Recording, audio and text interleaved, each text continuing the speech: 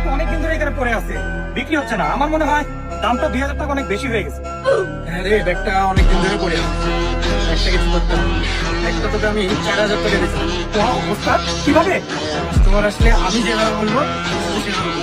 ঠিক আছে ওস্তাদ। ভাইয়া জি বলেন আপু। সুন্দর সুন্দর ব্যাগ দেখান তো। জি দেখাচ্ছি আপু। এই যে আপু আমাদের নিউ কালেকশন। ভাইয়া ওই খাড়ি কালারটা একটু দেখান তো। এই যে দেখেন আপু। পছন্দ হচ্ছে না ভাইয়া। কি ব্যাপার মোহন? হ্যাঁ ওস্তাদ। মোহন তোমাকে না বলেছি এই ব্যাগগুলো অনেক এক্সপেন্সিভ, এগুলো সবাইকে দেখাবো না। সব কাস্টমারকে এগুলো দেখালে সবাই তো কিনতে পারবে না এগুলো। ঠিক আছে ওস্তাদ, আমি পিছনে রেখে দিচ্ছি। দাঁড়ান,